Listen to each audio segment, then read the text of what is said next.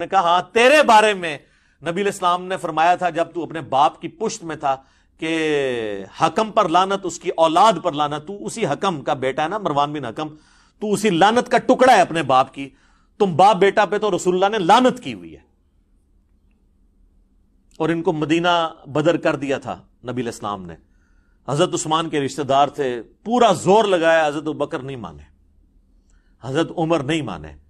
پھر جب حضرت عثمان خلیفہ بنے تو انہوں نے حسن سلوک کی وجہ سے ان کو لے آئے، اور پھر یہی باپ بیٹا گاٹے فٹ ہو گئے۔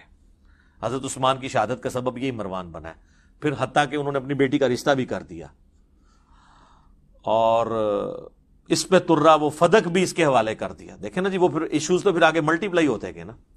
بہرحال آج کی ڈیٹ میں سمجھتا ہوں سیدنا عثمان کی مظلومانہ شہادت ان کی اجتہادی خطاؤں کا کفارہ ہے۔ انشاءاللہ اللہ کے حضور وہ پاک صاف ہو کے اٹھے ہیں، کیونکہ ان کی نیکیاں ان کی اجتہادی غلطیوں پر بھاری ہیں۔ یہ اجتہادی غلطیاں، میں لفظ استعمال کر رہا ہوں، کسی کو شاید یہ برا لگ رہا ہو کہ جی اجتہادی غلطی کیوں کہہ رہا ہے، اس لیے کہ اوورآل ان کا جو سٹانس ہے نا وہ ریلیجن کو سپورٹ کرنے والا ہے۔ اگر وہ نہ ہوتا تو میں اس کو پھر فاش غلطی کا لفظ بول دیتا، لیکن میں نہیں بولتا۔ تو اس حدیث کے اندر یہ لعنت کے الفاظ، بلکہ مسند ابی یعلا کے اندر اس کو سپورٹیو ایک حدیث ہے کہ حسن و حسین بیٹھے ہوئے تھے علیہم السلام، اور مروان مدینہ کا حاکم خطبہ دے رہا تھا، اور اس نے اس میں کہا کہ اہل بیت تو ہے ہی لعنتی لوگ، نعوذ باللہ۔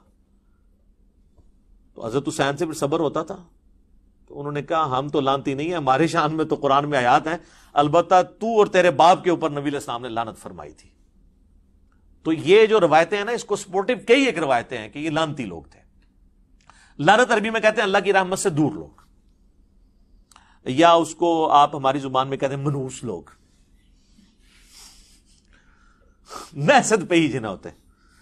ٹھیک ہے، یہ آپ کو پتا چل گیا کہ یہ کہتے ہیں نا جی وہ یعنی بڑا مشورہ ہوا، یہ وہ جی اتنے صحابہ نے بیعت کر لی تھی، یہ کس طریقے سے یہ تحفہ مسلط ہوا ہے امت کے اوپر، کہ یہ ایک ٹاپکس ہیں۔ میں اس کو پھر اب کنکلوژن کی طرف لے کے آتا ہوں۔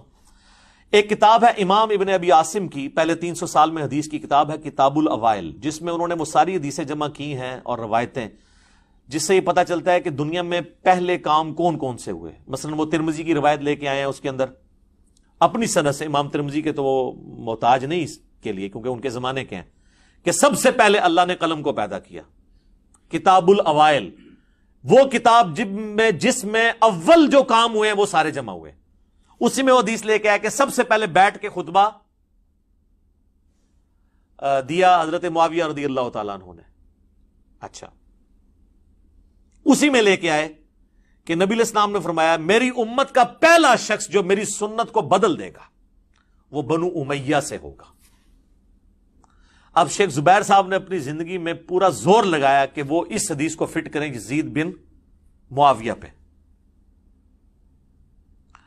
لیکن میں ان کے ساتھ ایگری نہیں کرتا تھا اس حوالے سے۔ شیخ البانی نے بہرحال اس کو جس پہ فٹ ہوتی تھی اسی پہ فٹ کیا۔ شیخ البانی نے یہ حدیث لی سلسلہ حدیث صحیحہ میں، اس کی وجہ سے یہ حدیث انٹرنیشنل ہو گئی۔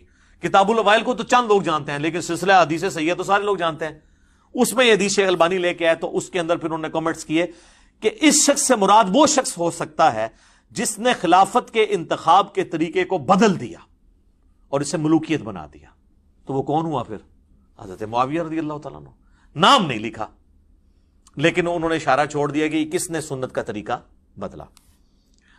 اچھا، انہی چیزوں کو سپورٹو پھر کئی ایک حدیثیں ہیں۔ صحیح بخاری میں حدیث ہے، سیدنا ابو ہریرہ کہتے ہیں کہ میں نے نبی صلی اللہ علیہ وآلہ وسلم سے 2 پیالے لیے، ایک تو میں نے تمہیں ظاہر کر دیا یعنی شریعت کا علم، دوسرا اگر میں تمہارے سامنے ذکر کروں تو میری شہرک کاٹ دی جائے۔